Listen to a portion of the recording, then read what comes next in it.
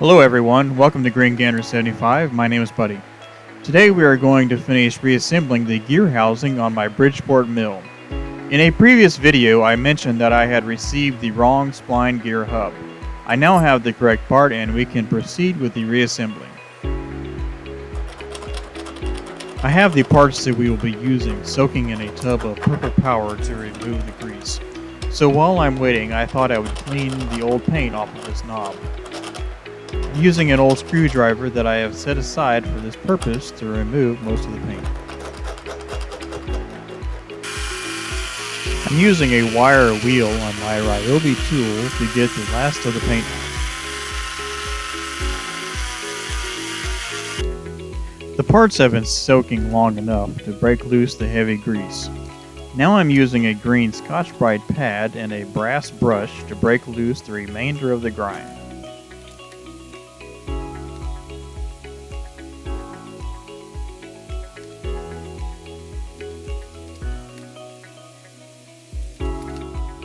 After a good rinsing in water, I will dry the parts and give them a good coat of oil. It's the next day now and I ran into a problem pressing in the bearings. I didn't have a good way to press on the outside of the new bearing. To solve this, I used an old bearing and a brass bar to press in the new bearing.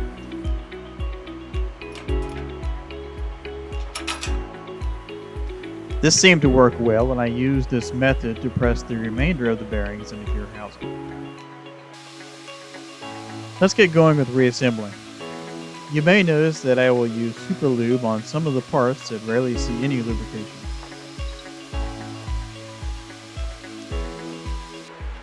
Now I'm going to get into one of the more controversial aspects of this project. When I started researching to rebuild the mill, I came across two schools of thought. One was to use oil in the gear house, the other was to use sealed bearings and grease on the gears.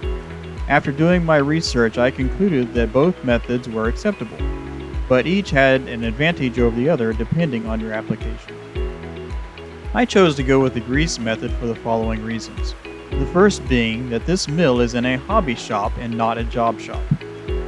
There will be times when this mill will go without use for an extended period. The oil system is a total loss system. The grease system is not. The other reason is I don't have a horizontal mill, and for my intended purpose, the mill head may sit on its side on rare occasions for a few days while I finish a project, but not for too long as the spindle bearings still require oil. A couple of quick taps with a hammer is all it takes to set the dowel pin for the back gear shifter forward.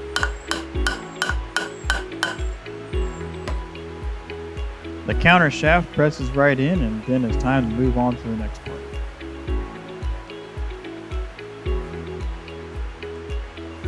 Off camera I pressed in the bull gear and the new spline gear hub. Time to lock it all together with the lock washer and the lock nut.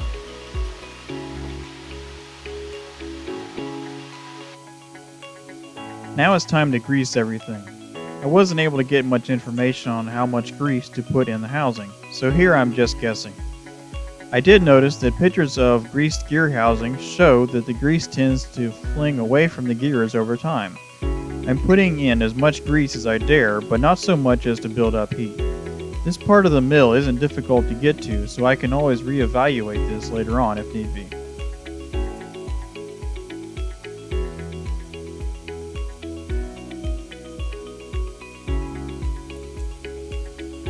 Although probably not necessary, I'm putting some RTV gasket maker on the gear housing cover.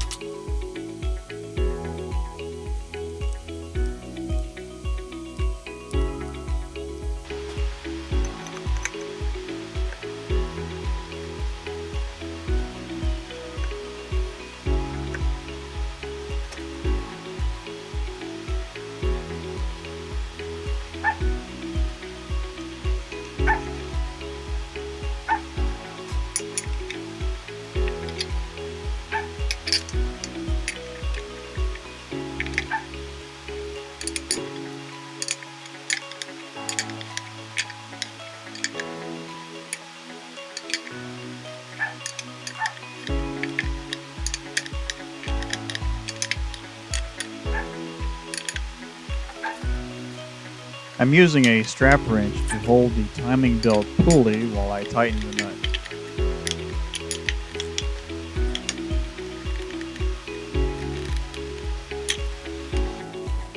Here I'm checking gear orientation before installing the back gear shift crank.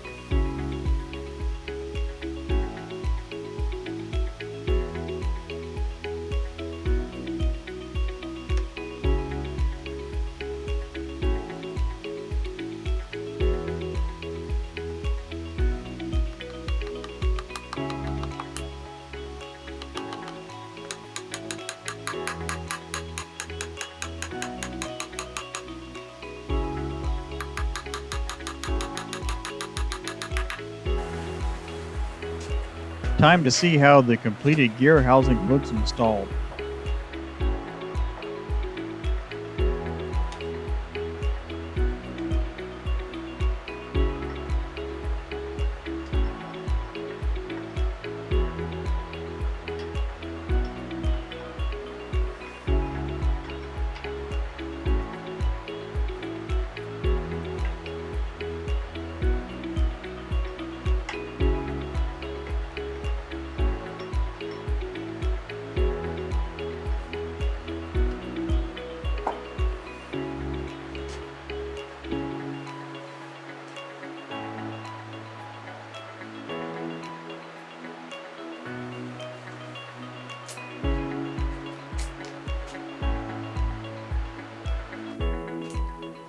I'm only going to hand tighten the bolts for now.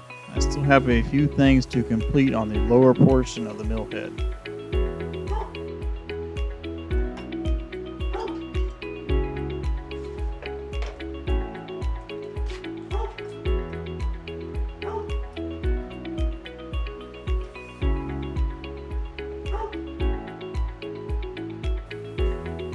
Everything looks like it's working smoothly. Thanks for watching. Please take a moment to leave me a comment, like the video, and subscribe if you haven't already. See you next time, and have a good evening.